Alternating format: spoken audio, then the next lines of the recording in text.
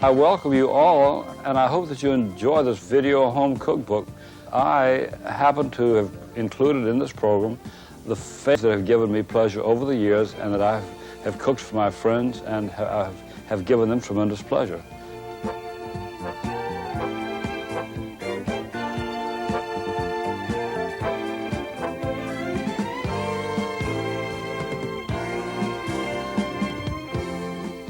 I have loved to cook all of my life. I was born in a very small town in Mississippi called Sunflower, the 350 population. My mother decided she'd take up the reins of the family, and she thought the only thing that an aristocratic young Southern woman could do would open a boarding house and a rooming house. And so she was a fantastic cook. So I grew up in the kitchen. I think that food is the one subject of universal enthusiasm in this country. We have become so conversant in our day-to-day life with these various foods like guacamole and ceviche and ratatouille, and people are bored with quiche. The best time to start to cook is before you even approach the stove. You should measure everything, get it organized, and then food becomes a pleasure to prepare. The first thing we're going to do is something called a mayonnaise. To my mind, it's the most versatile and the best of all sauces to make. There are a few thousand things you could do with it.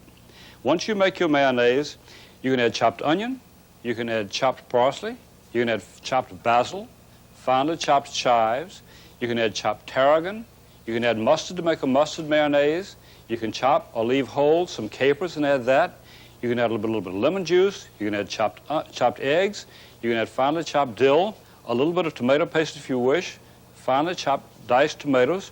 You can add cornichon, which is small French gherkins, or any other kind of pickle you'd like finely chopped. You might add a liqueur, for example. You might add Pernod, or you might add cognac.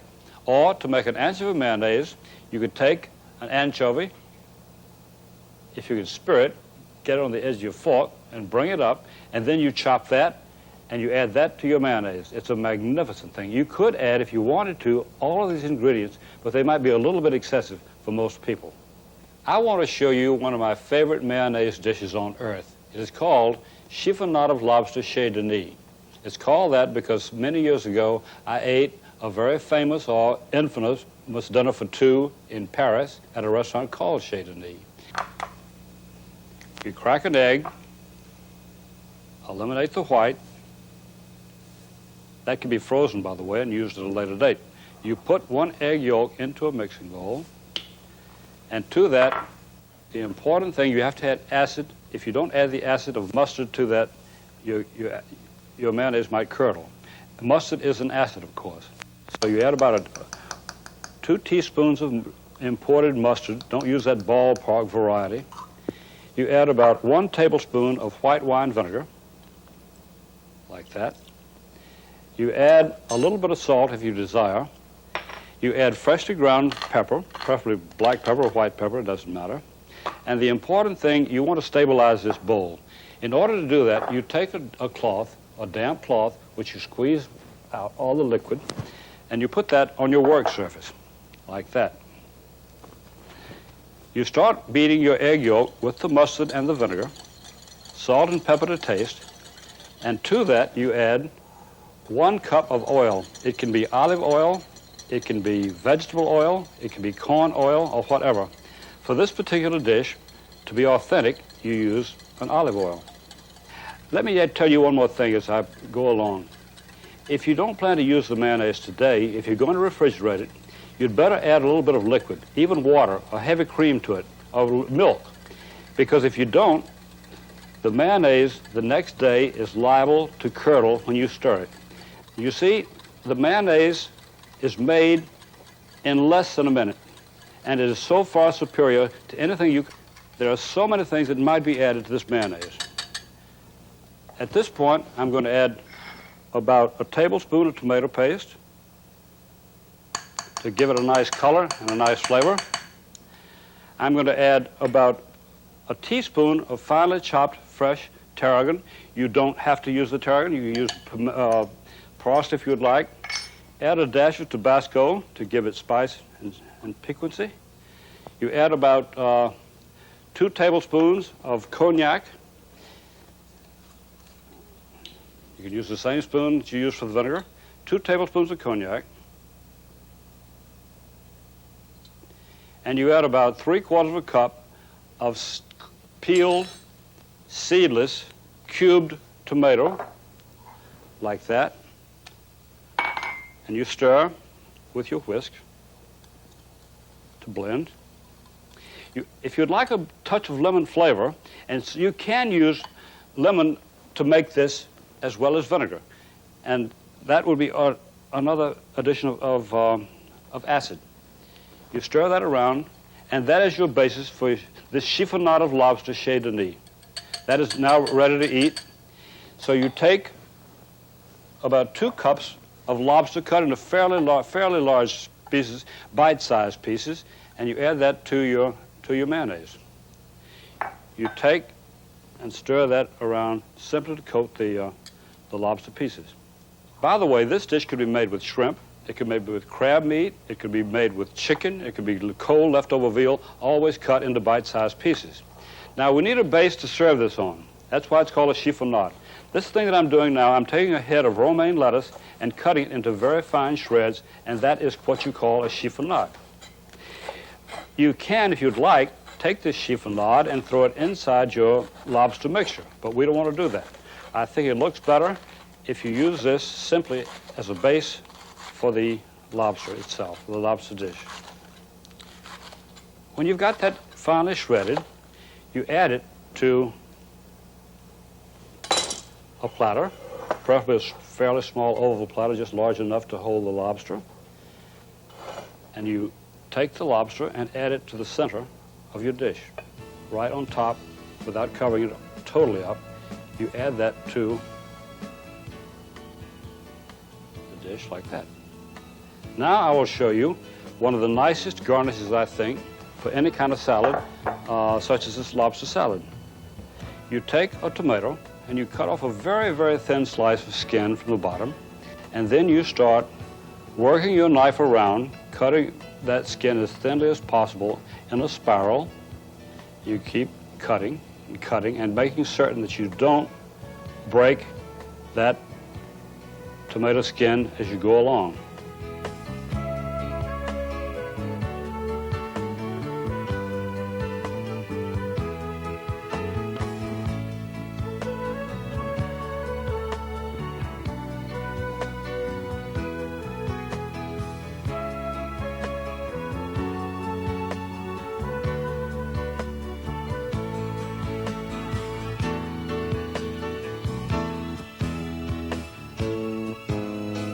You take that skin, you take the bottom, and you twist it around and around inside itself like that.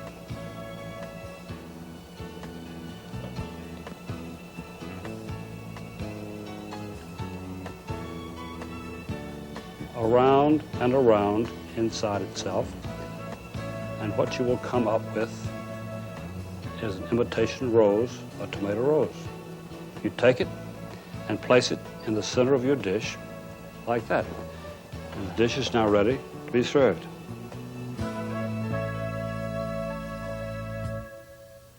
You know, I've had an awful lot of famous, great French chefs in my home, and they've come here and they've cooked, and we've had a very good time having lunch or dinner or whenever. One of the best meals I had was when a chef called Marcel Chabron, who has a restaurant in a little town called Pont-de-l'Isère, not too far from Cognac, came, and he made a very fast and good, beautifully tasting scallop dish. So this is Marcel Chabron's Coquille Saint-Jacques, Pont-de-l'Isère. It's very simple to make. You take, you sprinkle about 1.5 pounds of scallops. They could be bay scallops, they could be sea scallops. These are sea scallops, which take a little bit longer to cook. You sprinkle those with salt and pepper, like that. Then you stir them in order to distribute those seasonings, like that. And would you believe that a Frenchman once told me the greatest American inventions of a rubber spatula? And I think I'm inclined to agree with him. So you set that aside. Now we take about 1/4 cup of fine olive oil and put it into a small saucepan. And then we add about 1/4 cup of very finely chopped shallots, like that. 1/4 cup finely chopped shallots. We add 3/4 cup of peeled, diced, seeded, fresh tomato, like that. And you should use red, ripe tomatoes. The riper the better, the sweeter the better. And you add about 1 tablespoon of let that cook for about, I'd say about 2 minutes. And while that's cooking, we'll start cooking our scallops. 1½ tablespoons of olive oil. You put that in a skillet and let it get hot. And to it, you add your scallops and cook over moderately high heat just until those scallops lose their raw color. That's all you want them to do. You do not want to overcook scallops. If you do, they become dry and tough to the taste. Now, the scallops have cooked quickly just until they lose their raw look. The tomato sauce must not overcook, and then we add about 2 tablespoons of finely chopped parsley to your tomato sauce, and then you stir that to blend the ingredients, okay? Now we take the scallops, you take and distribute those equal amounts to 4 individual serving dishes, like that. They should be quite hot just off the stove. You add equal amounts of your fresh tomato sauce to your scallops, spoon it on top.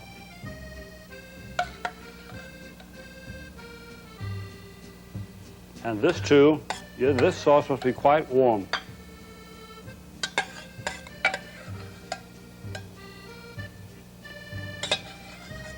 You sprinkle with 1 final touch of finely chopped parsley. And there your dish is ready to serve. Most people think of chicken breasts as the ultimate part of a chicken. Frankly, I prefer the leg. I can use them to make one of the most elegant dishes I've ever put in my mouth. They're stuffed chicken legs. You stuff them with mushrooms and wild rice. And this is how you go about it. You take your chicken legs with the thighs attached, and you start cutting down over the thigh bone. You cut down through the meat to the thigh bone, scraping, cutting, slicing, taking care not to get down to the skin of the chicken. You pull and scrape with your fingers. You cut it as necessary on the bottom, beneath, around, and about.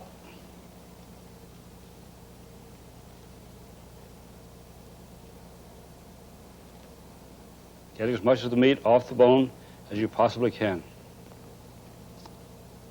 You finally will come to the point where the thigh is attached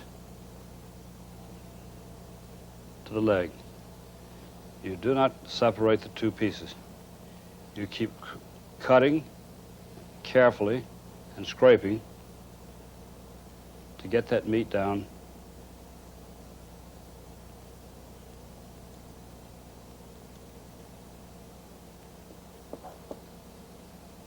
You don't want the tendons.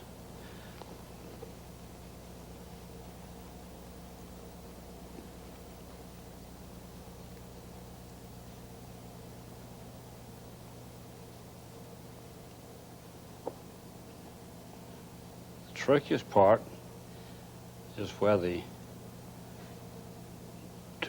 thigh bone and the leg bone are attached at that joint.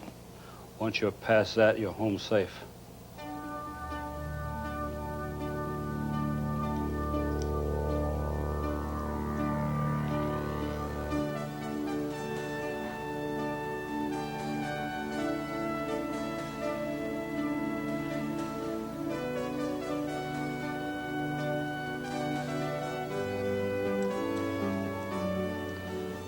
You see, it goes much faster once you get down to the leg bone itself.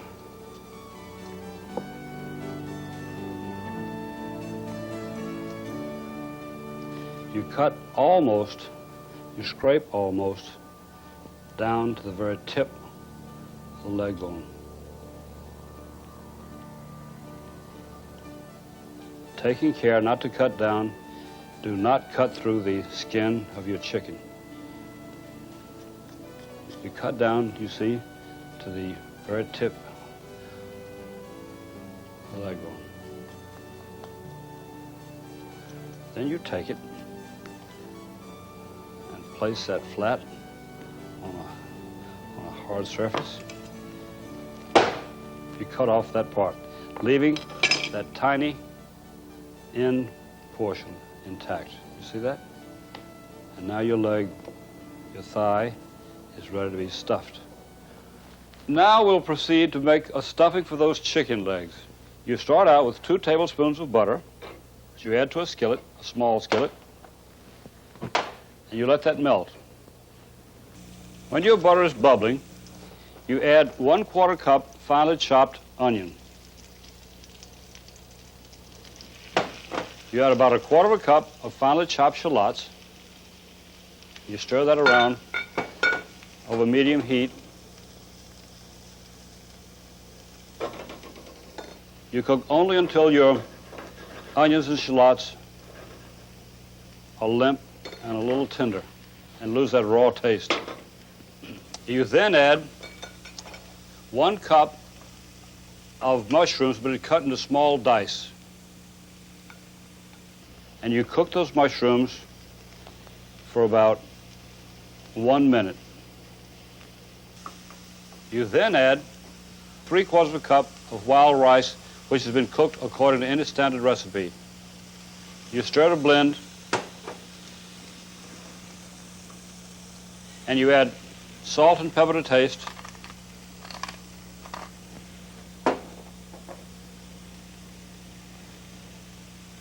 And you add just a dash of cognac. That stuffing is now ready. You take it off the stove and let it cool. You take your boned chicken leg, place it in front of you, and you spoon into the cavity of the leg itself a little of the wild rice mixture. You add more, pushing it in so as to almost reconstitute that boned leg.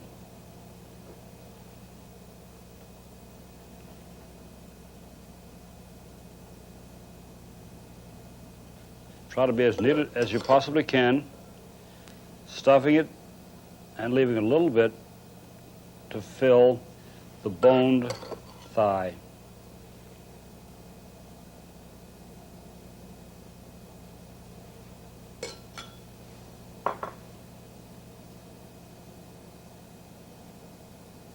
You roll it gently, roll it one side and the other, and then you fold over the top portion of the stuffed thigh.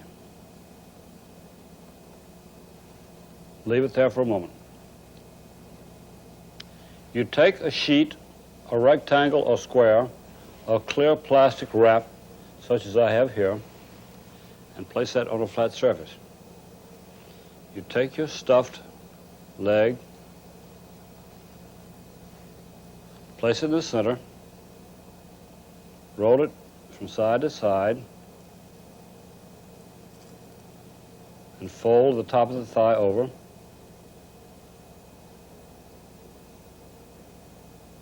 And you enclose this, keeping the stuffing inside as much as you possibly can. This is not as tricky as it might appear on camera.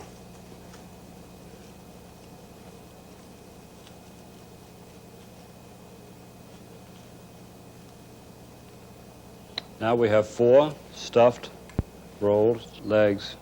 So we take whatsoever in any steamer large enough to hold the chicken legs. And you take that and place the steamer rack on top of boiling water. You cover it closely with the top of the steamer, and you let that cook for exactly 20 minutes. And now we want to make a very light chicken liver sauce to go on top of those steamed chicken legs. To prepare it, when your butter is hot and bubbling, you add the chicken livers. That's 3 chicken livers.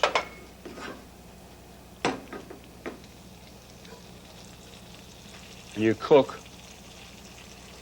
shaking the skillet and turning the livers as necessary.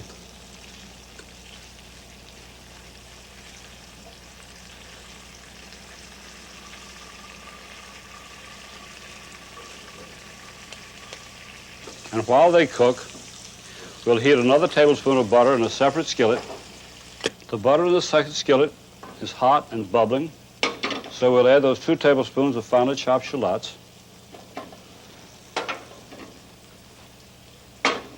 And we will stir that so that they cook evenly. Once they are cooked lightly without browning, you add to the skillet about 1/4 cup of dry white wine and about 1/2 cup of chicken broth. That's 3/4 cup of liquid altogether. We'll cook that over fairly high heat. The more this cooks down, the greater the concentration of flavor that you'll get from the wine and the chicken broth combination. You want to cook that down to 1/4 cup. Let us go back for a moment to the chicken livers. We want to add 1/4 cup of heavy cream to those livers.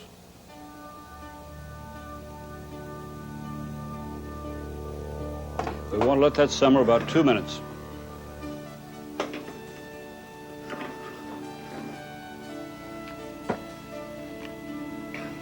Remove it from the heat and let it stand.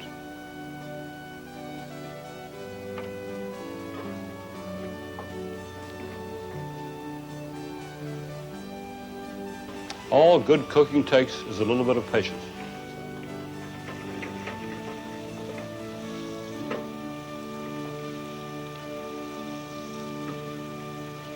Now that's about 1/4 cup. To that second skillet, with the shallots, white wine, and chicken broth, we add 1 cup of heavy cream and bring that to the boil. You want to cook this combination of cream, chicken liver, wine, and shallots until it's reduced to 1 cup. And at this point, we will take both the cream sauce and the chicken liver mixture and put them into the container of an electric blender to blend well. I think the food processor is probably the greatest invention since the wheel or the zipper. On the other hand, there are times, on the rare occasions, when it's better to use an electric blender, and in this case, we're using the chicken livers as a thickener. It's much better to use a blender. You get a much silkier, much more liquid sauce. Start on low speed and gradually increase the speed.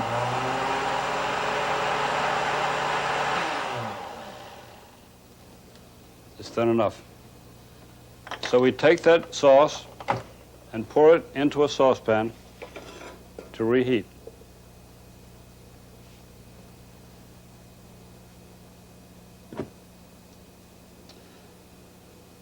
You add salt and pepper to taste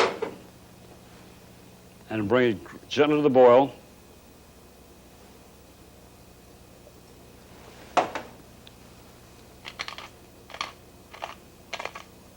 And keep the sauce warm until you serve it with your chicken livers.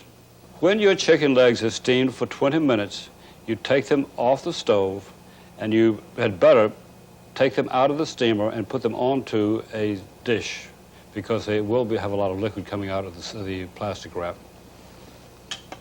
So we take one out, finally seal the edge of the wrap,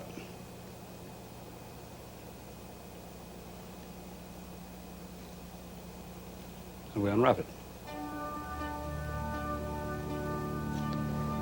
You take the chicken leg, transfer it to an individual serving dish. You take your sauce, which is your hot sauce, and spoon it directly over the chicken leg. The French call that masking.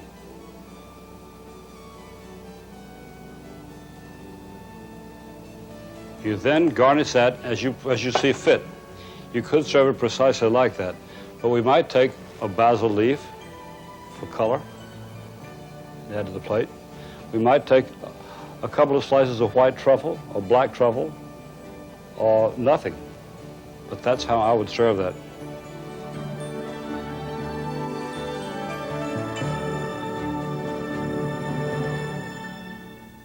About 20 years ago in Paris, I had one of the most dramatic meals I've ever had in my life. It was at the Plaza Athénée Hotel, and the thing that impressed me most was a souffle and lobster or shrimp or seafood combination. I'd like to show you a variation on that dish. It consists first of a curried shrimp dish, which you put in the bottom of a souffle dish, and then you make a cheese souffle. You top your curried shrimp with the cheese souffle mixture, you put it in the oven, and it puffs up. When you take it out, you dig your spoon into it and serve it to yourself and to your guests, and you serve part of the souffle plus some of the curried shrimp. It's an incredible combination of flavors. The first thing we'll do is to prepare the curried shrimp. If you want, for example, to serve that curried shrimp by itself, it goes quite well with, say, a dish of rice or with toast. And then you can also, separately, if you want to, make a cheese souffle and serve that by itself. But I think it's much more dramatic to have the combination of things. So the first thing you do is to take about 24 shrimp, about 1 pound of medium-sized shrimp, and to that you add salt and pepper to taste. You blend that around and let that stand until you make your curried sauce. Okay, let's go to the stove for a moment. To make the sauce for the curried shrimp, you take 1 tablespoon of butter and put it into a saucepan, and you heat that. And once the butter melts,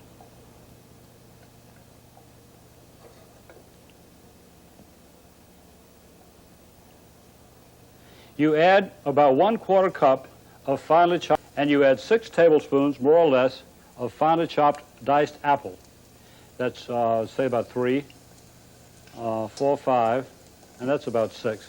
And we'll add a little bit of finely minced garlic.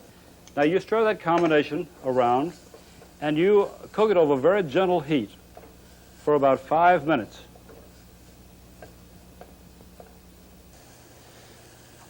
Now you want to add to this 2 or 3 tablespoons, depending on your personal taste, of good curry powder.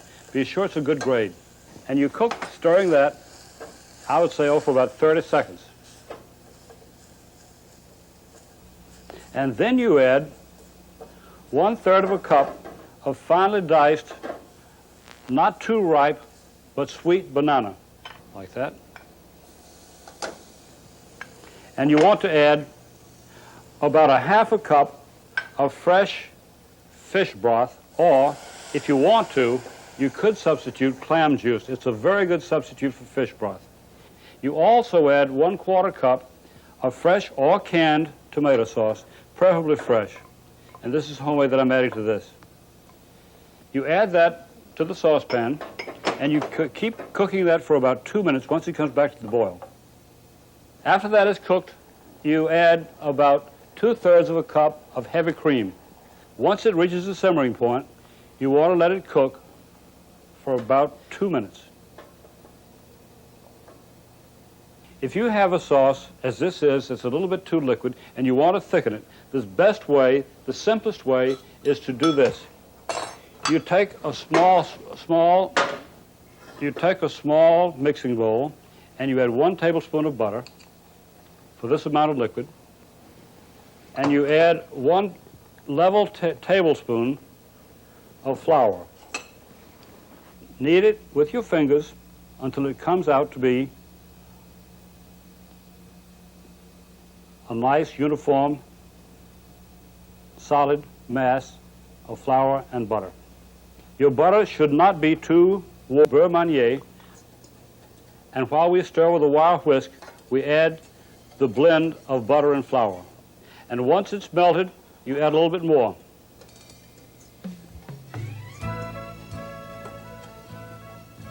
And now, this is the basic sauce for your curried shrimp. You can let it simmer if you wish, or you may simply cut off the heat while you prepare your shrimp to go into this sauce.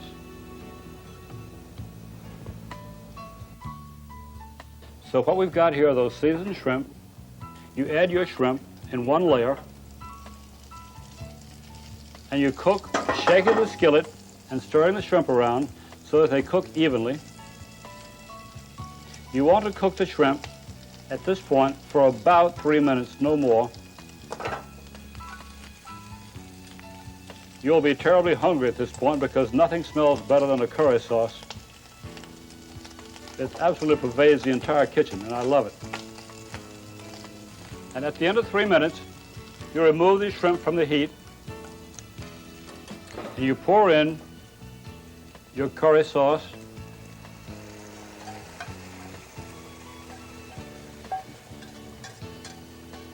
And you stir that around to blend well. At this point, as I said, you could very easily serve these shrimp with rice or with toast, but we're going to use the shrimp as the base for a cheese souffle with the shrimp on the bottom. Now we proceed to the souffle. You sprinkle the inside of your souffle dish with Parmesan cheese and shake it around to make sure that the sides, the bottom and sides, are evenly coated. Make sure you coat the entire surface, inside surface of your dish with butter. Always remember, freshly grated Parmesan cheese is far superior to the kind that you buy in bottles. And then you shake out the excess. Now this souffle dish is ready. It's quite important at this point to take your souffle dish and put it inside the freezer till it's thoroughly cold. The basis for a good souffle is a white sauce. And to make it, we take 3 tablespoons of butter, put it into a saucepan, and allow it to melt. And when it is bubbling, we then add 3 tablespoons of flour. 1, 2, and 3. We take a wire whisk and stir that around to blend well, scraping around the bottom and the sides to make sure that all that flour is incorporated into the butter. At that point, we take 1 1/2 cups of milk, and this is the classic way of making any very good white sauce, whether you add milk, fish broth, chicken broth, beef broth, or whatever. That's the basis of it. Now that this sauce has reached a total boil, we'll turn the heat down because that is the maximum thickness that the sauce will achieve. And to the sauce, we now add just a touch of salt to taste, just a small touch of salt. We'll add a little freshly grated nutmeg, and it's always best to use freshly grated nutmeg rather than ground nutmeg, which you find in grocery stores. Just a touch. We will add a touch of Tabasco sauce,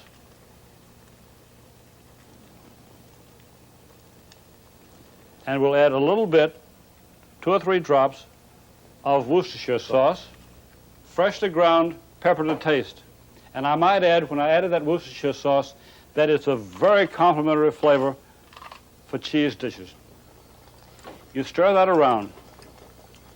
We want this sauce to be a little bit silkier, a little bit more smooth, and to achieve that, we will take about 1 tablespoon of cornstarch, and we will take 2 tablespoons of water and add it to the cornstarch.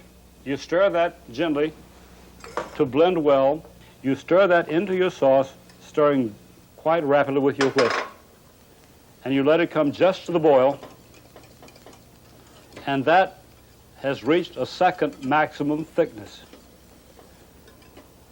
And then you turn your heat off briefly, and you take this over and add your already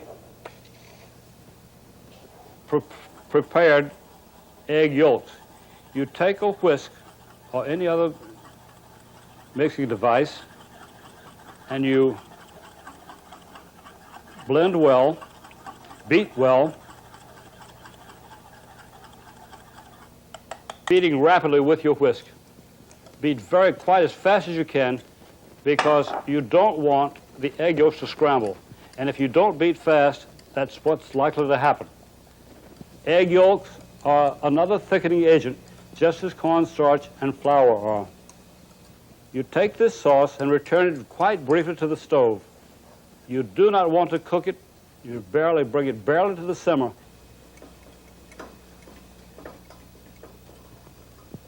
I've seen 1 small bubble, and now you've got to turn your heat off and remove this sauce from the heat.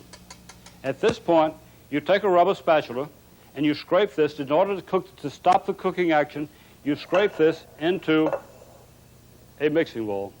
That will stop the cooking action immediately. And it's very important. If you don't stop that cooking action, as I say, your eggs are likely to scramble and cause a curdled sauce. And then we take 1/2 cup of finely diced Swiss cheese. You see how that's cut? Then you also add 6 tablespoons, I've already measured this out, 6 tablespoons of freshly grated Parmesan cheese, and you want to incorporate both those cheeses, beating briskly until they are both blended into the white sauce. You know the thing that makes a souffle rise is beaten egg whites. That causes the levitation. And you can either do this by hand, beat your egg whites by hand, or you can do it with an electric mixer. I am a lazy cook, and I much prefer something that has an electric motor attached. So you take 6 egg whites in a bowl, and you start beating. You want to beat them until they're stiff. And the best thing to do is keep turning your bowl around and around.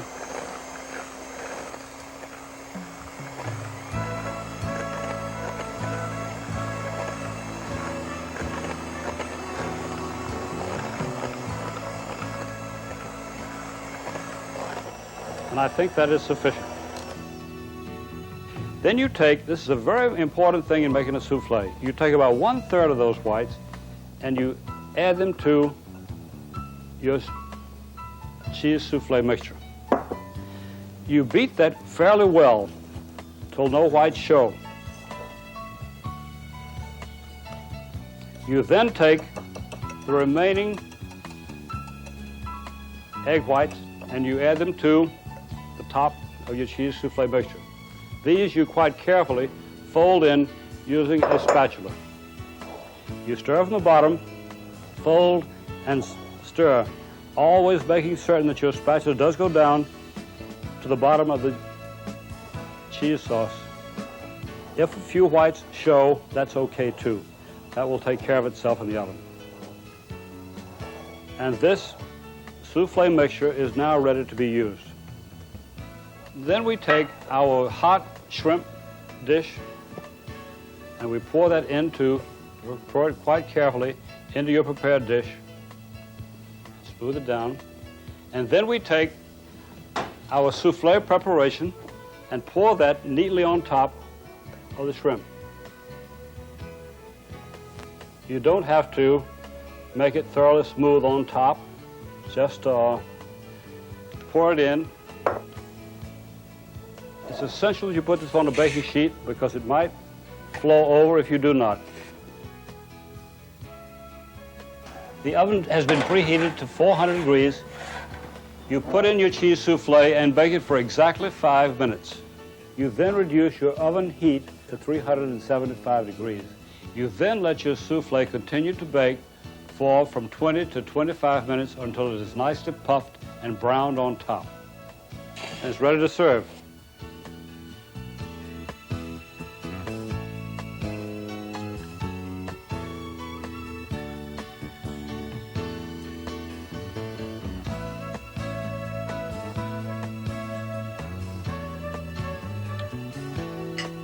I love it.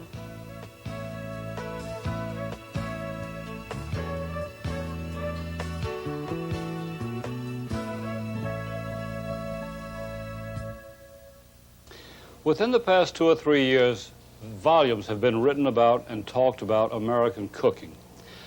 When I was in Buffalo about 3 years ago, I ran across one of the most incredible dishes I've ever put in my mouth. I was at the Anchor Bar. I was taken to the Anchor Bar in Buffalo, and I was served what they call buffalo chicken wings. This originated in the Anchor Bar in Buffalo.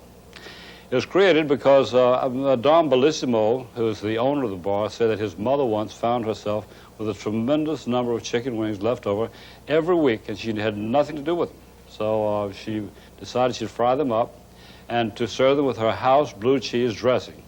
Then she threw in a couple of crisp celery sticks, and that became the meal of the day for many, many people. It's an incredible recipe, and I'd like to tell you how it's made.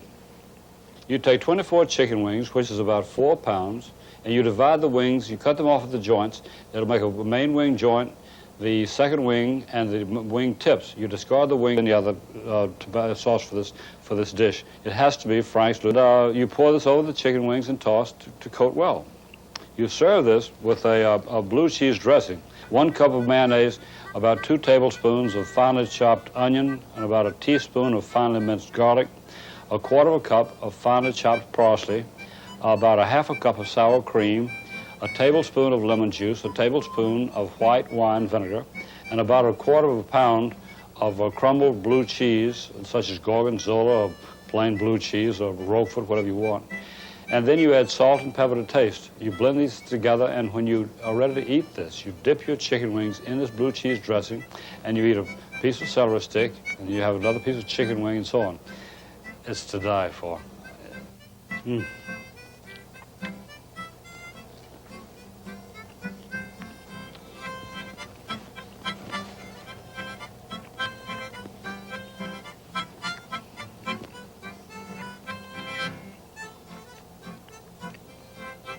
Anytime I can eat chicken wings like that, I will shuffle off to Buffalo.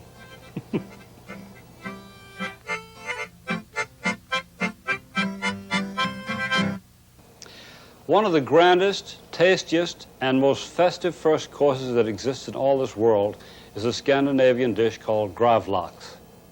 It's a curious name, gravlax.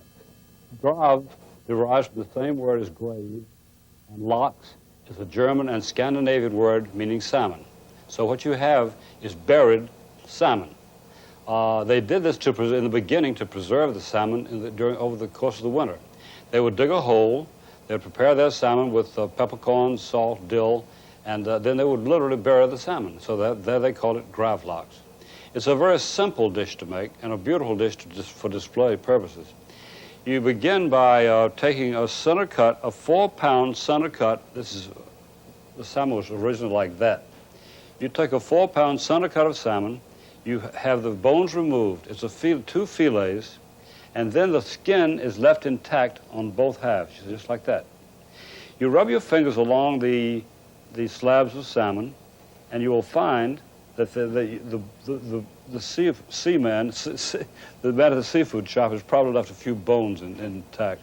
So you carefully run your fingers along, and if you find any bones anywhere in that fish, you should very carefully pull them out with your fingers, or use a pair of pliers like this. Be very careful to remove any bones that you find in your fish. Now, the next step is to make a peppercorn mixture for the dish. You take about 3 tablespoons of peppercorns,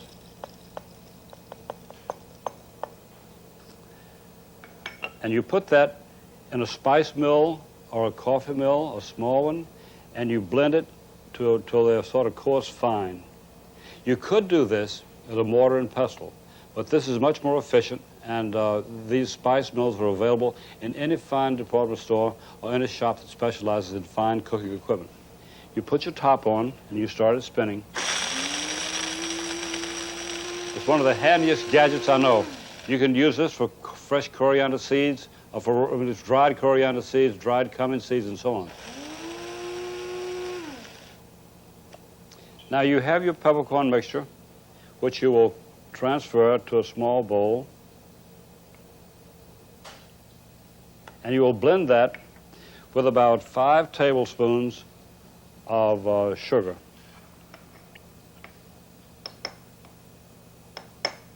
And you take about 3 tablespoons of very coarse salt and add that to the mixture. You blend these spices quite thoroughly with the fingers. You take the mixture and sprinkle equal amounts over the salmon and rub it to distribute it evenly. You take about 3 or 4 large bunches of fresh dill, and you lay the sprigs to cover the bottom of that dish. Arrange them neatly in one layer, more or less. You take your one slab of salmon, skin side down, and arrange it on top of the dill. You take more dill and quite neatly cover the top of that slab of salmon. Some foods and flavors have a special affinity, one for the other. Dill and salmon is one of those things. Then you take your second slab of salmon and invert it, place it skin side up on top of your first slab. You take a piece of plastic wrap and you cover your salmon with that. You'd place another utensil, a dish or whatever, on top. And it's quite essential that this be weighted down well. You can use any kind of clean weight that you have on hand. It could be a bunch of rocks out of your garden or whatever, be stones. And so you take this, once it's weighted down, place it in the refrigerator and let it sit there for about 2 or 3 days. You turn these slabs of salmon about once every 12 hours. Several years ago, I was invited to a covered dish picnic on the grounds of Tanglewood, awaiting a performance of the Boston Symphony Orchestra. One of the principal dishes with that picnic was gravlax, and it was served with a mustard and dill sauce, the best I've ever put in my mouth. That was a preparation of a friend named Marianne Lipsky. It's a very simple, very easy sauce to make. You'd start off by using spicy brown mustard, which you can find in your grocery stores and supermarkets. You put the spicy brown mustard into a mixing bowl.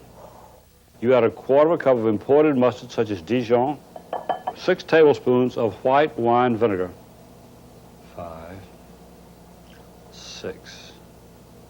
About 6 tablespoons of sugar. 6.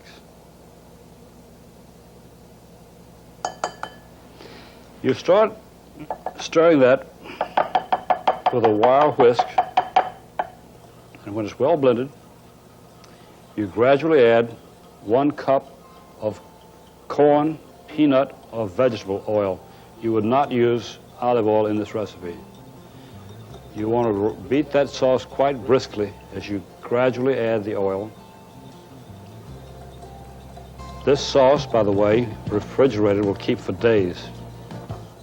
So will your gravlax. At this point, you'll add a little bit of salt and pepper to taste, about 1 cup of chopped fresh dill. It has to be fresh dill.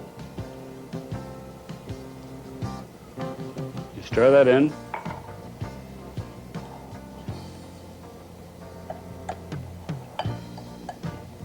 And you add one final ingredient, 2 tablespoons of cognac.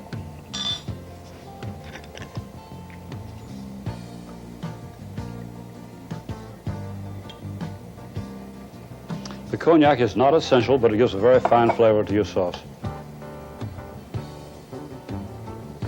And that is a mustard and dill sauce, Tanglewood style. And when you serve your gravlax, you should slice it on the bias like smoked salmon. You should slice it as thinly as possible on the bias, and then you transfer that to an individual dish. You spoon a little of your mustards and dill sauce around that.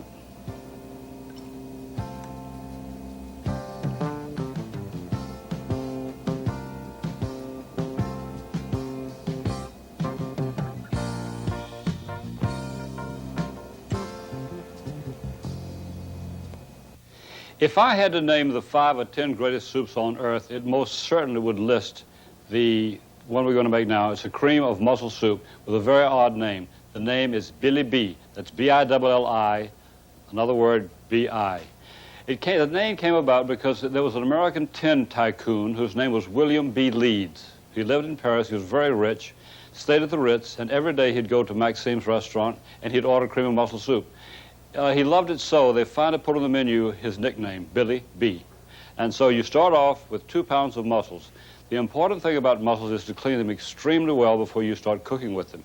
It always has a little beard there. You take the beard away, and then you polish your mussels with a scrubbing of a piece of steel wool or scrubbing plastic or whatever.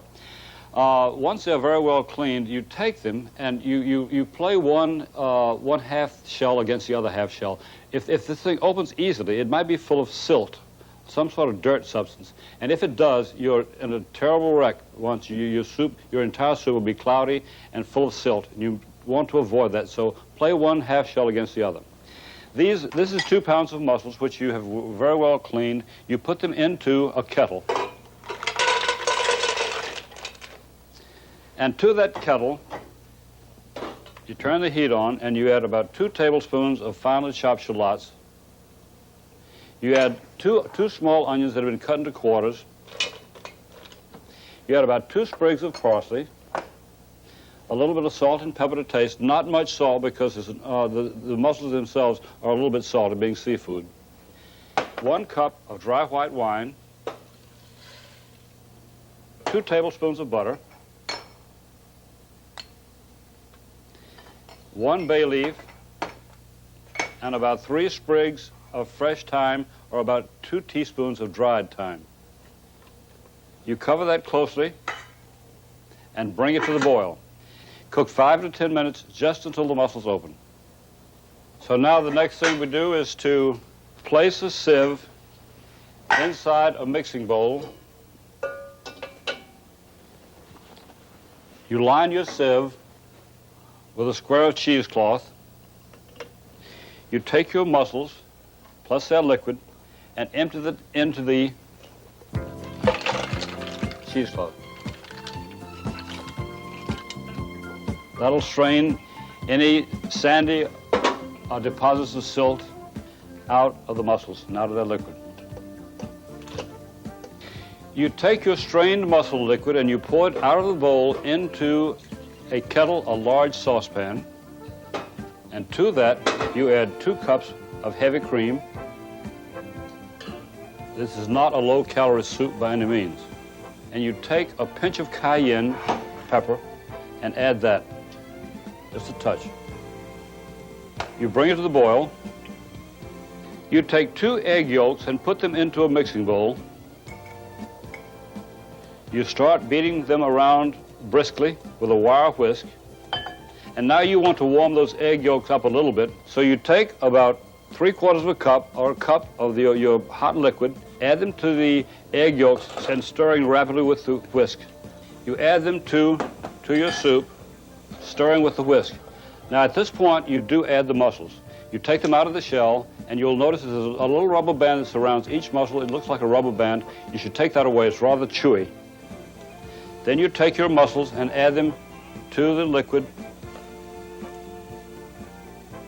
and your soup, the moment they're heated through, is ready to serve.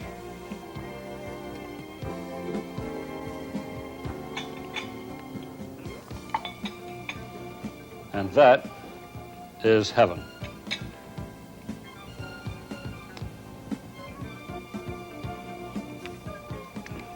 It's too good.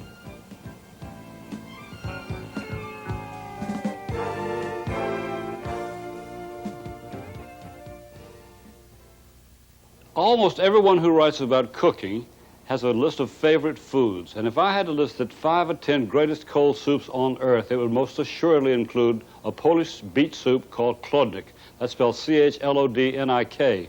What it is really is a form of borscht with some very sophisticated garnishes like shrimp and chopped vegetables.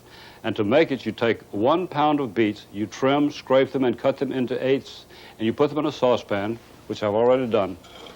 To that, the beet soup, you add 1 cup of chicken broth and 1 cup of water. You bring it to the boil, and then you cover.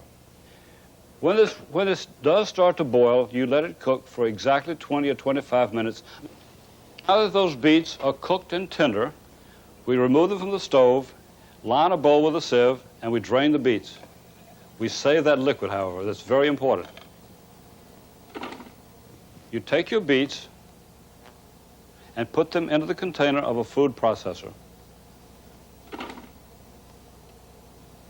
and start blending.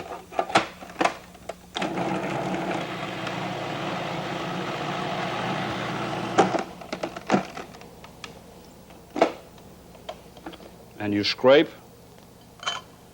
your beets into a mixing bowl. And to your pureed beets, you add the beet liquid, the cooking liquid.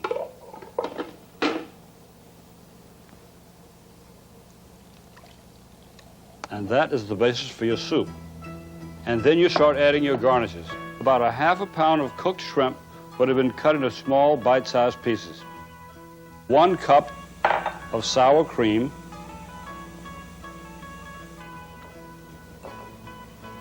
You stir that briefly.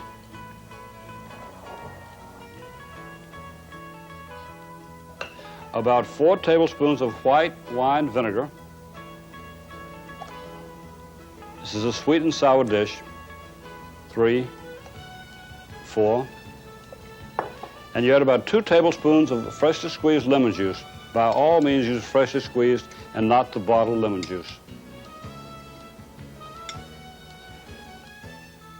2 teaspoons of sugar. About a cup of finely diced cucumber. I'm going to save a few of these pieces for garnish. 1 cup of chopped scallions. I'm going to save a little bit of this also for garnish. 1/4 cup of finely chopped dill with a little save for garnish. You add 1 cup of homemade chicken broth. You could use a canned variety if you wish to, if you had a good brand. You add salt and pepper to taste.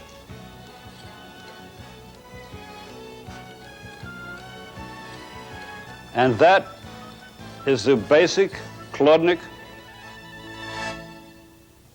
You know, there are a lot of people who might think that guacamole is a little bit commonplace, a little bit trite, not to my taste. I love it. And I think the best guacamole recipe that I've ever run across is what I'm going to make today. By the way, the word guacamole comes from an Indian tribe in Mexico which is called Nahuatl. They have 2 words that they combine to make the word guacamole. There's aguacatl, which means avocado, and there's the word mole, which means a mixture or combination. And to make this particular version, you take 2 avocados that weigh about 3/4 pound each, and you split them in half with a knife. You divide this, take that out, and you remove the pit. And then you take there's several ways to do this. You could peel this avocado, but it's simpler, I think, to use a spoon. All the flesh from your avocado halves, you take an ordinary, or I take an ordinary dining table knife and fork,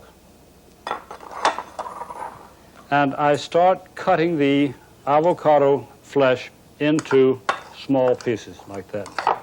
A little bit, not too small. You want to keep it a little bit coarse. If it's too much of a puree, it becomes too soupy, and it's not very pleasant, the texture. You take 2 tablespoons of lime juice, and you add it to your coarsely chopped avocado flesh, and you toss that. You toss it very well so that the avocado pieces are totally coated with the lime juice to prevent discoloration. You take half of this mixture and you scrape it, about half, into the container of a food processor. And now to the container of the food processor, you add 1/4 cup of finely chopped onion. All right? Then you add 1 tablespoon, and I'm guessing at this, 1 tablespoon of olive oil, like that. And this is half a cup of freshly chopped coriander leaves. You add about half of that, and you add salt to taste if you desire. Add a little bit of salt.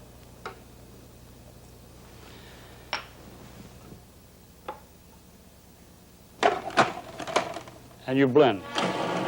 You blend it as finely as possible.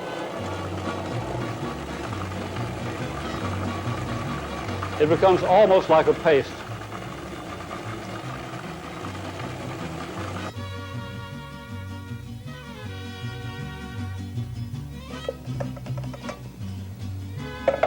And you scrape this avocado paste into your original avocado mixture.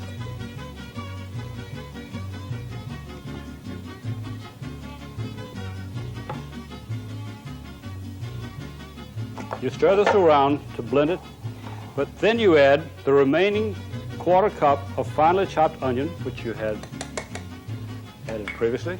You add your remaining freshly chopped coriander, fresh coriander leaves. You add about 2 canned chopped hot chilies, preferably Serrano chilies. And then you add about 3/4 of a cup of fresh red ripe tomatoes, which have been peeled, seeded, and cut into small cubes. You blend all of this together,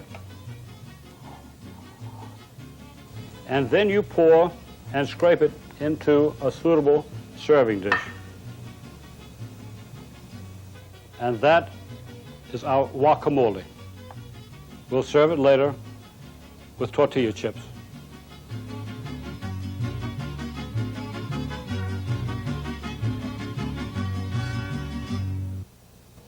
Although I have made ceviche and have liked ceviche for many, many years, I finally discovered a recipe that I think is superior to all others. This came to me thanks to the chef Sepe Ringley of the Four Seasons restaurant in New York. He has a ceviche with a difference, and I will tell you why later. But to begin with, we want to start out by marinating our fish. You take blue fish or mackerel, put it on a flat surface. It must be skinless and boneless, this fish. You cut it into small cubes, say about 1/2 inch or slightly larger, and then you add these pieces, after you cut them, to a mixing bowl.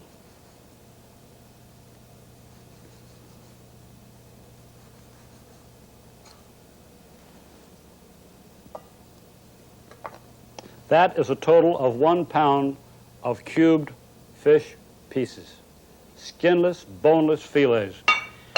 Then you add to that about 7 tablespoons of freshly squeezed lime juice. You should not use the bottle of lime juice that you can buy at grocery stores or supermarkets. 2, 3, 4, 5, 6, and 7. You stir that briefly, you cover it, and then you put it in the refrigerator and leave it for 12 hours or longer. I will tell you about 3 secret ingredients that I always add to what I think is the best ceviche I've ever eaten. One of them is finely chopped heart of celery.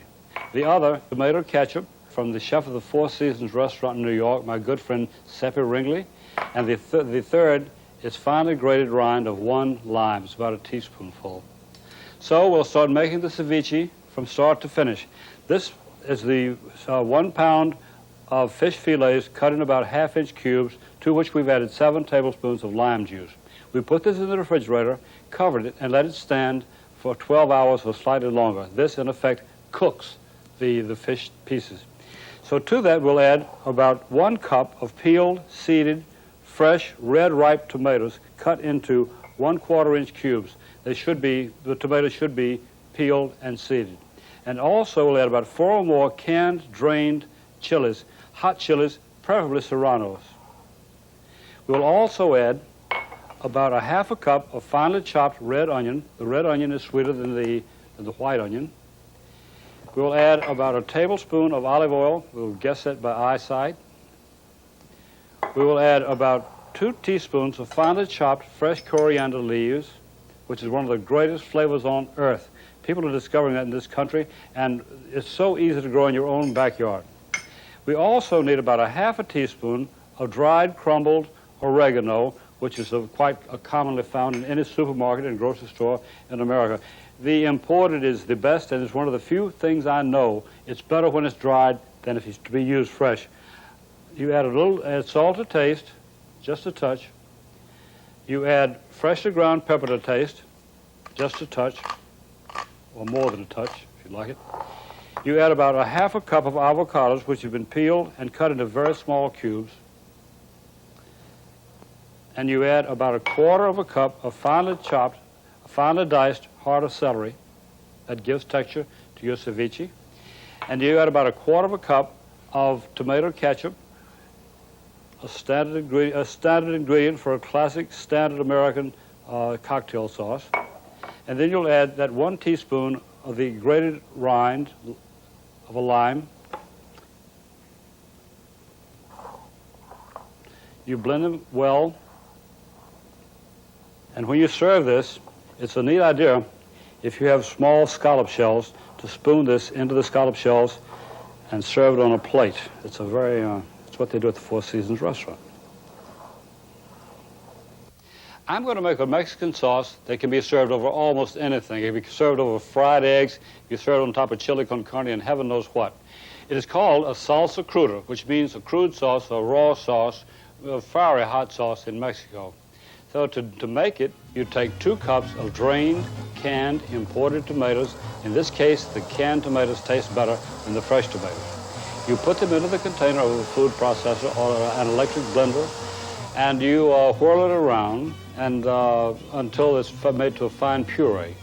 You pour that into a bowl, and then you add about a half a cup of finely chopped onion, preferably a red onion because it has a sweeter flavor. You add about a quarter of a cup of finely chopped fresh coriander leaves, and then you take 2 fresh jalapeno peppers and 2 canned, drained jalapeno peppers, or they might be bottled jalapeno peppers. You could, if you're in a pinch, use all the bottled or canned variety if you had to, but it's much better if you use 2 of the really fresh jalapenos. You cut off the stem ends of the jalapenos, whether they're canned or whether they're bottled or whether they're raw. You cut them into, don't remove the seeds, you coarsely chop those jalapeno peppers and put them into the container of that, preferably electric blender in this case. You blend them around, whirl them around until they're sort of coarsely chopped. You don't want to make a paste out of it. You add this to your tomato mixture, and then you add salt and pepper to taste, and you stir this around until the flavors are well melded, till they're well blended, and that is your salsa cruda. You can serve it on almost anything. It's very good if you like spicy foods, just with simple tortillas. Chili con queso means chili with cheese steak. It's a dish created by a friend of mine named Zarela Martinez, who is from Mexico and has lived much in America. It's a Tex-Mex dish. You take your pepper, your green pepper, your red pepper, your yellow pepper, whatever color. You char it on top, bottom, all over the sides. Once your pepper is well blackened, bottom and top, around the sides, you put it on a damp cloth, and you fold the cloth over. You let that pepper stand until it reaches room temperature or until it's cool enough to handle. Once that pepper has cooled, you remove it from the towel, and then you take a knife and you scrape all that charred portion away. It's very easy to scrape away. Another thing you could do if you wanted to is to put the pepper under cold running water and just rub it with your fingers, and again the skin comes off quite easily. By the way, if you do not have gas, you could do this over charcoal, and I'll tell you something else. If you had a blowtorch, it works extremely well in charring a pepper.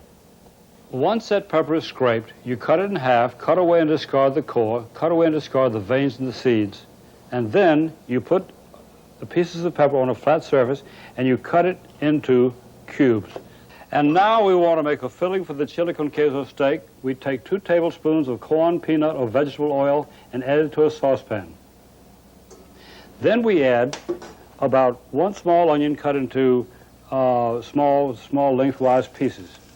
We also take 1 small clove of garlic, which has been peeled and thinly sliced. We stir that around.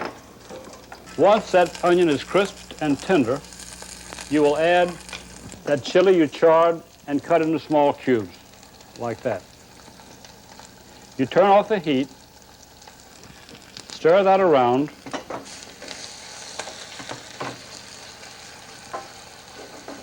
and then you will add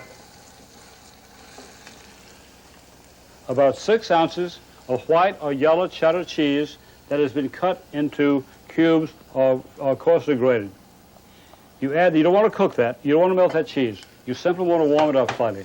This mixture is what you call the chili con queso, which means chili with cheese. What you will need for this recipe are 4 filet mignon, each about 1½ inches thick, and each weighing about 6 ounces. You slice that meat down, holding it like that. You slice it down almost but not quite through the bottom, the base. You open it up, and you butterfly it. This is butterflied.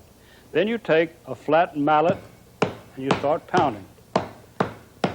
You want to get that meat opened up to a fairly large, flat piece that's adequate for stuffing. You try as much as possible not to break the flesh of the meat, not to make holes in it. But you keep pounding until you get a fairly sizable piece of filet mignon. That is the meat ready to be stuffed. Spoon equal portions of the stuffing onto 1/2 of the opened up pieces of meat. At this point, you fold over the other half of the pounded meat like that and press it around the edges. It'll make a natural seal.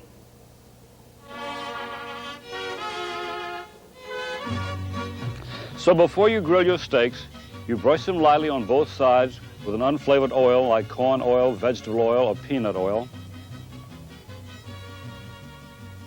You sprinkle the steaks lightly on both sides with a little bit of salt and pepper.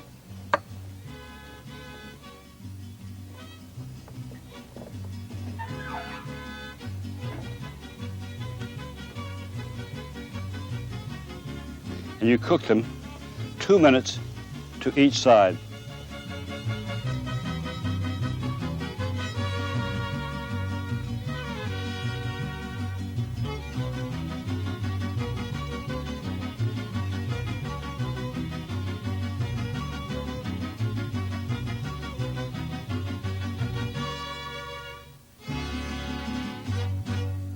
A lot of people ask me, what is your favorite category of food? And I have to say, I think that it probably is anything made with ground meat. I love anything as basic as a hamburger, spaghetti with meatballs, chili con carne, a meatloaf, perhaps something as elegant as a pate with truffles. But one of my favorite dishes on an international scale made with ground meat is something called keema. Keema is an Indian dish that can be made with almost any kind of ground meat, ground beef, ground lamb, ground mutton, ground pork, ground veal, or whatever. The dish that I'm going to make is curried keema, curried ground meat with peas. And it's a very simple, easy dish to make, and it's very good for entertaining. You start off by taking about a tablespoon of peanut, vegetable, or corn oil. You add that to a skillet, and you turn your heat on. Once that skillet is hot, we're going to add about 3/4 of a cup of finely chopped onion. You add about 1 teaspoon of finely minced garlic, like that. And you shake your skillet and stir that around until the onion is wilted or has lost its raw look. And you sprinkle that with a spice that is becoming much more popular in America today. That's fresh ginger. You take about 1 tablespoon of finely chopped fresh ginger. If you can't find the fresh ginger in your hometown, you can use about a teaspoon of ground ginger, the dried product that comes in spice jars. You want to add about a tablespoon of curry powder. Whenever you use curry powder, you should always cook it briefly. You would never, for example, make a curry mayonnaise by adding raw curry powder to your mayonnaise. You should always cook your curry powder first to make it into the form of a paste or something like that. Now, when that is cooked briefly, you add about 1/4 teaspoon of ground cinnamon, about 1/2 teaspoon of ground turmeric. That word is pronounced turmeric, by the way. It is not pronounced turmeric, as many people think. You put about 1/4 teaspoon of ground coriander, and about 1/4 teaspoon of ground cumin. You add, you stir all that together. That's all your spices. Stir that to blend, and you add 1 pound of ground meat, such as lamb or beef. You could use veal or pork if you'd like to. This should be very, very lean meat. Always, when you cook with ground meat, ask your butcher to cut it as lean as, choose the leanest cut possible to grind. You should cook that over relatively high heat, because if you don't, your meat is going to start to, quote, bleed, unquote. That means a little bit of liquid is going to flow out of the meat. And then you add 1 cup of drained, canned, or fresh tomatoes, finely chopped. I think, honestly, that canned tomatoes, generally speaking, taste better than the fresh in a dish like this. They have more flavor. So you add your cup of chopped, fresh or canned tomatoes and stir it around to blend. And you add about 1 tablespoon of freshly squeezed lime juice. Do not use bottled lime juice in this dish. A tablespoon of fresh lime juice. And you add about 1/4 teaspoon, or according to your taste, of hot, dried red pepper flakes. Add about 1 teaspoon of sugar. Stir to blend. And you add salt and pepper to taste. You put the lid on this dish, you cover and cook it until the meat is tender. This could range from about 10 minutes to 30 minutes. Once this meat is cooked and tender, you stir into the dish 1 cup of cooked fresh or frozen green peas. You stir gently, and you cook just enough that the peas are heated through. It is my considered opinion, and that of many Indian friends of mine, that any spicy dish needs a cooling counterpart. And when you're serving a curry, one of the finest that you can make up is a yogurt dish with cucumbers.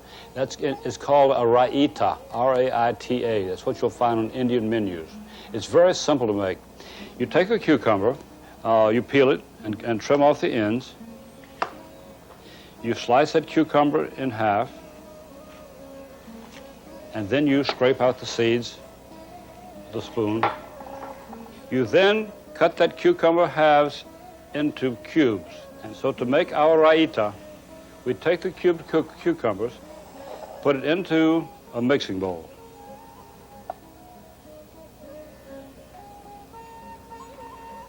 We add about 1/4 cup of finely chopped scallions, green part and all. We add about 1/4 cup of finely chopped fresh coriander leaves. We add about 1/4 teaspoon of ground cumin. We add about 1 teaspoon of sugar.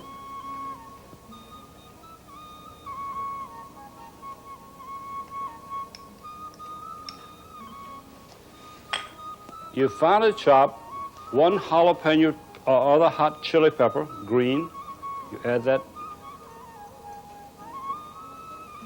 And this is my own conceit, I like to use 1 finely chopped bottled jalapeno pepper, which gives a very special flavor to this dish. That's 1 finely chopped bottled jalapeno pepper.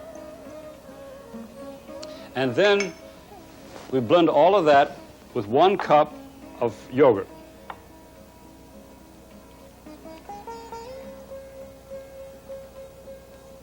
You stir that all together. Add a touch of salt and pepper. Blend well. And that raita goes very well as a cooling counterpart to your keema with peas. You serve this keema with rice and chutney. And that is your Indian meal.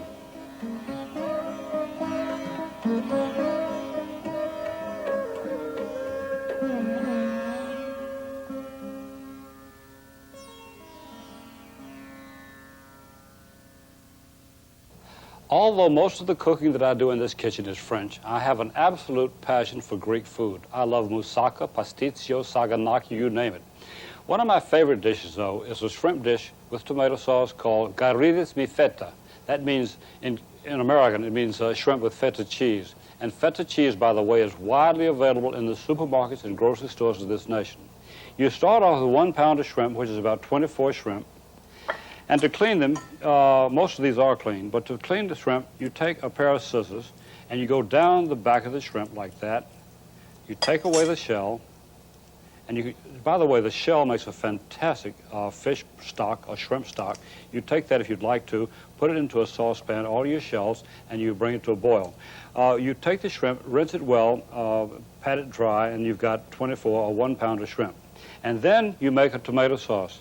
To do that, you use about 3 cups of canned tomatoes, preferably imported tomatoes.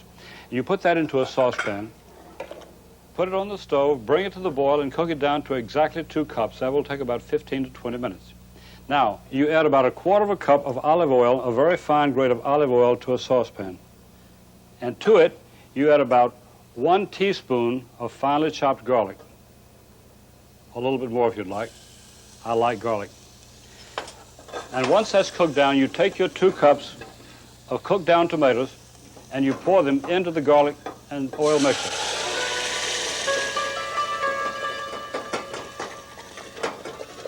It splatters. Watch your step, watch your hand, watch your face. You stir that around with a spoon, and to that you add about 1 teaspoon of crushed dried oregano. That's one of the chief Greek ingredients, and Greek oregano is the finest you can buy. You add about 1/4 cup of fresh fish broth, and if you don't have fresh fish broth, you can always use bottled clam juice. You add about 2 tablespoons of drained capers, and you add about 1 teaspoon of dried red pepper flakes. If you're allergic to hot red pepper, you can leave this out, but I happen to love it. So you add about a 1/2 teaspoon or 1 teaspoon. You add salt to taste if you desire. You add freshly ground pepper, and you stir that around, and that is your sauce. Now we want to pre-cook those shrimp quite briefly in butter. You stir them around so that they cook evenly, and you keep turning, shaking the pan and stirring. You want to cook these shrimp just until they lose that raw look. And you have ready 4 ramekins or individual serving dishes, and you add equal amounts of shrimp to the serving dishes. And over that, you spoon your tomato sauce. This, by the way, this sauce will be very, very good on top of spaghetti. You can make exactly the same sauce in exactly the same manner and pile it onto cooked spaghetti and serve it with Parmesan cheese on the side. Now, you take about 1/4 pound of crumbled feta cheese and you spoon equal amounts on top of your tomato and shrimp dish. You put the ramekins, as I've got them here, arranged on a baking dish, and you put this in that oven, which, as I say, has been preheated to 350 degrees. After your shrimp and tomato sauce have baked for 15 to 20 minutes, when they're nice, hot, and bubbling as these are, you take them out of the oven and put them on a flat surface. Then you take that anise-flavored Greek spirit, the classic drink of all of Greece. You take ouzo, and you sprinkle it as liberally as you care to on top, say about a teaspoon up to a tablespoon on top of your shrimp and your tomato sauce. Then that is now ready to be served with hot bread. This is called garrides mi feta, which means shrimp with feta cheese. If I were asked to name the most popular of all French desserts, I think it would undoubtedly be a chocolate mousse. If you like chocolate mousse, I'll show you how to double your pleasure. You take 1/2 pound, which is 8 cubes of unsweetened chocolate, and put that into a saucepan. You add 1/2 pound of unsweetened butter. Combine the two. You put that in a pan and pour boiling water around it. You turn your heat on, let that water boil, and you stir that mixture until they are melted and well blended. This is, of course, a sinfully rich confection, but it's the kind of thing you serve on very special occasions. You put 8 yolks into a mixing bowl. You add 1 1/4 cups of sugar. You take an electric mixer and start beating. Start beating on low speed first until your mixture is fairly smooth. And as you see, it becomes quite light and lemon-colored. It's a golden yellow. It becomes quite thick. It's the way you want it. And then you pour in your blend of chocolate and butter. You blend the two until thoroughly combined. Then you take 5 egg whites, put them in a mixing bowl, and start beating. You want to beat these egg whites until they're quite stiff, but not dry.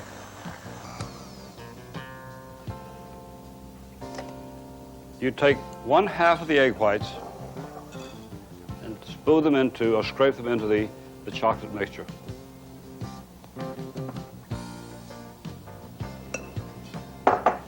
You beat these fairly well until they're incorporated inside the chocolate mixture.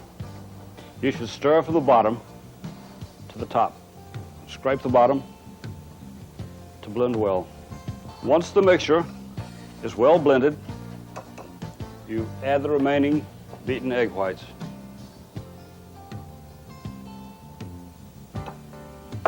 And you fold these into the chocolate mixture until no whites show. Stirring and scraping from the bottom as always. Of this mixture into the prepared pan. You place this in the oven that has been preheated to 350 degrees. As I was saying, this is one of the most incredibly rich desserts you'll ever put in your mouth. It's the ideal confection for chocoholics. Once your cake is baked for 1 hour, you remove it from the oven.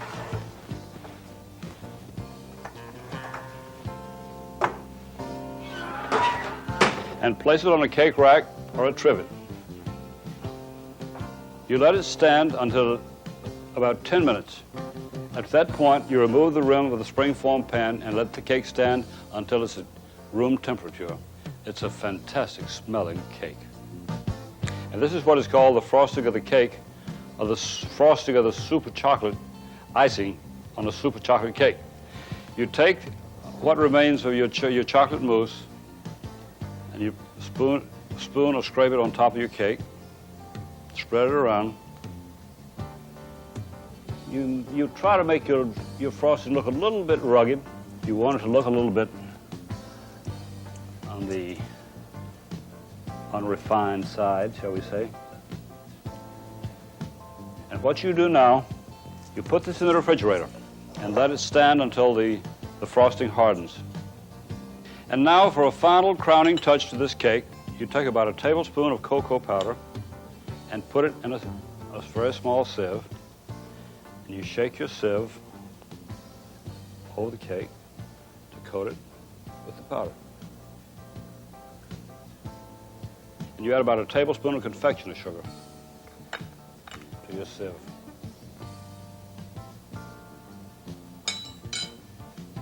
You sieve that white powder over that.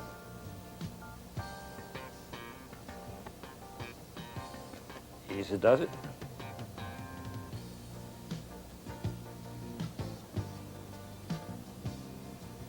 And now I'll add one of my favorite garnishes for any dessert, especially chocolate. And that is a candied violet. That is a candied violet. Directly in the center of the cake. I was thinking recently that so much has been written and said about American cooking within the past few months. The most American of all desserts, to my way of thinking, is a cheesecake. It's one of the best desserts, too. It's rich, it's sweet, and it's good.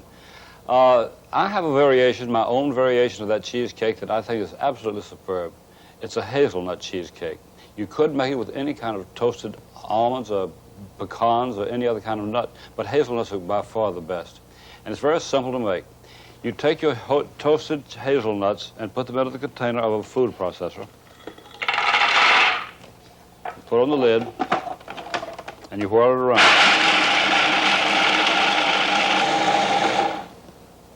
And that's fine. You pour the hazelnuts into a bowl. You want to have those hazelnuts retain a certain texture, not become a paste. And if you process them too long, they do become paste-like. You put your processor bowl back in place, and to that, you add about 2 pounds of cream cheese, which is at room temperature.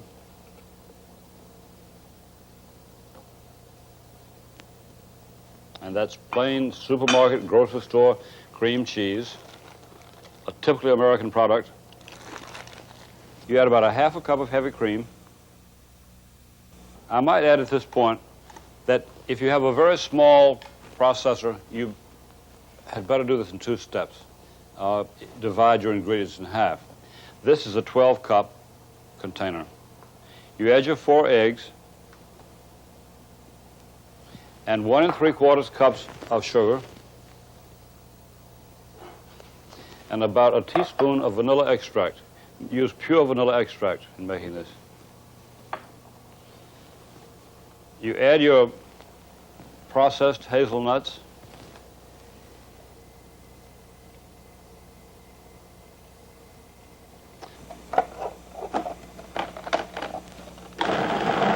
And blend.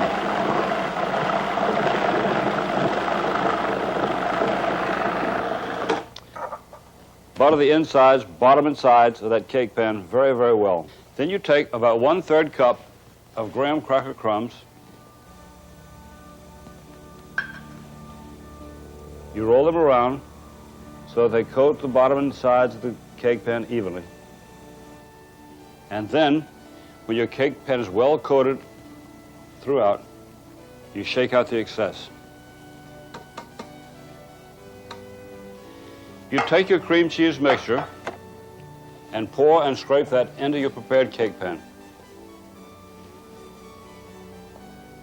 You shake the pan so that the mixture is fairly smooth on top. You put that inside a larger pan, which this will be called a water bath. And to that, you add a quantity of boiling water. The reason you do this is so that the cake will cook at the most gentle rate possible. Watch your fingers. That hot water is hot. Place the pan in the oven and let it bake for exactly 2 hours at 300 degrees before you reduce the oven temperature. And after the cake has remained in the oven for 1 hour, you remove it, the water bath. You take the cake out of the water bath and place it on a trivet. You let it stand for 2 hours to cool before you unmold it.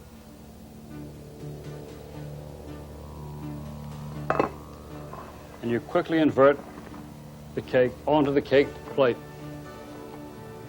Lift off the pan, and there you have it.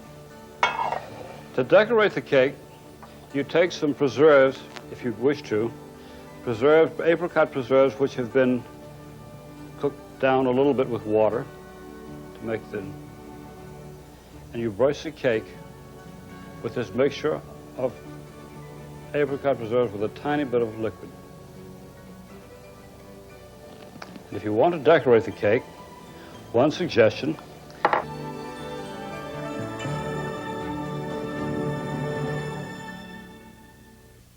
to make a sweet pie pastry, you take 2 cups of flour. This is for a 10 or 11-inch pie, and put it into the container of a food processor. You add about 2 tablespoons of sugar, a pinch of salt if you desire, 2 egg yolks and 12 tablespoons of butter that is cut into small pieces. And then you start blending. You have ready ice water, that is water with ice in it. You add about 2 tablespoons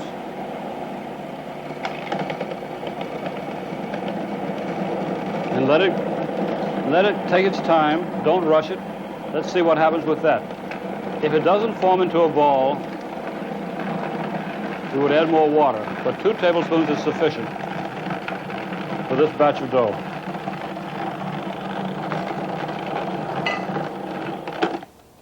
You take your ball of dough out and you shape it into a ball. And then you take floured hands, floured fingers, and you coat the ball of dough on all sides with flour. You might even press it onto a lightly floured surface like that. Shape it into a bun. Wrap it in wax paper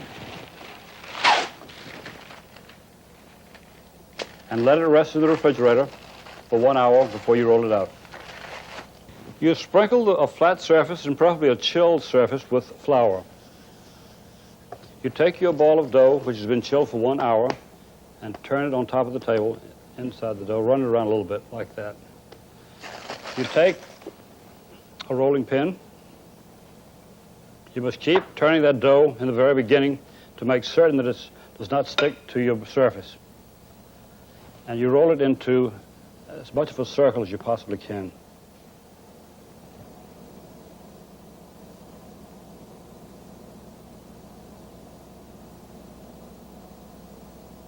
You lift the dough up and roll it onto the rolling pin, trying to keep it from breaking.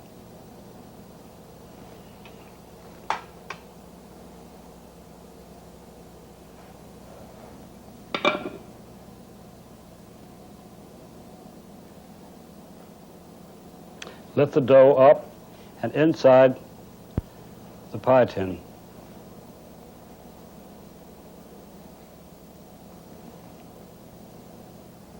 You might break off a piece of dough and dip it into flour, make a ball out of it, and press this against the inside of the dough in order to make it adhere to the sides of the pie tin. You ready? You take your rolling pin,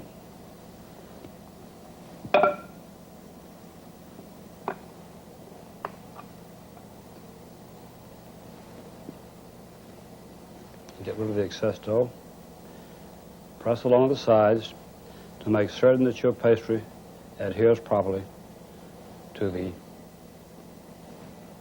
metal. You take this and put it in the freezer and let it stand for 1 hour before you bake it. We'll now start making the filling. To do that, you add 1 1/4 cups of dark corn syrup into a saucepan. To that, we add 1 cup firmly packed dark or light brown sugar, preferably dark. We put the heat on and we start stirring.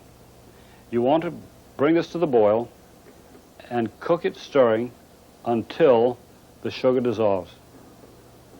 This is my favorite dessert when I was a child in Mississippi, and it continues to be my favorite of all desserts now that I've reached a certain adulthood. And so what we do now is to add 4 tablespoons of butter. And you stir that until the butter melts. Now that the butter is melted, we will hasten the cooling process just a little bit by adding 1 1/2 cups of coarsely chopped pecan halves. You stir that around, and that will cool the syrup a little bit.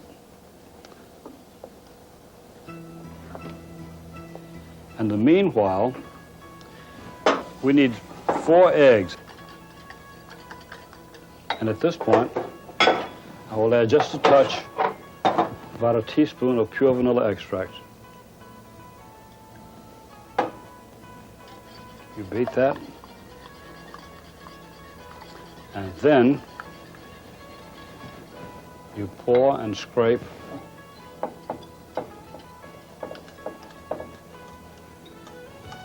the syrup mixture into the egg yolks.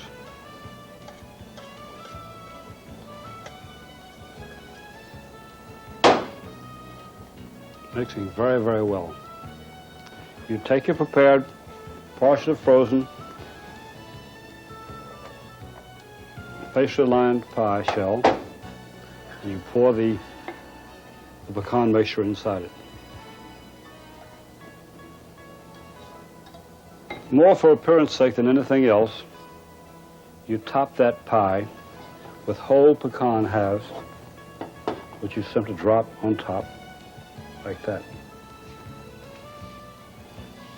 Once the pie has cooked for about 45 minutes, you remove it from the oven and place it on a flat surface to cool.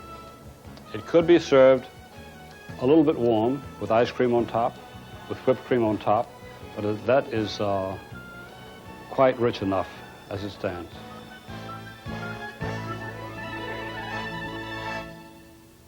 And now I would like to tell you about my favorite holiday cake. It's a walnut and ginger cake. It's butter rich and fantastic. It has a delicate flavor of Madeira wine. It's a very simple cake to make, but it does take a little bit of mixing. You start off with a 10-inch, 12-cup bundt pan, and you butter the inside of that lightly. You sprinkle that with flour and shake out the excess. And then you combine 1 cup of candied ginger and about 1.5 cups of golden seedless raisins and about 3 3/4 cups of broken walnuts, preferably black walnuts. They have a lot more flavor. You sift about 3 cups of flour and a teaspoon of baking powder on top of the candied ginger mixture, and then you cream together 1 pound of butter and 2 cups of sugar. You beat into that creamed butter and sugar mixture about 6 egg yolks and about 1/4 cup of Madeira wine. You pour and scrape that onto your candied ginger mixture, and you blend.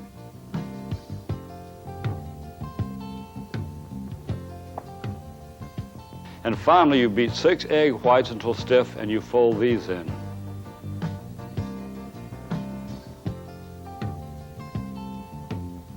And now we bake the cake for exactly 2 1/4 hours at a temperature of 275 degrees.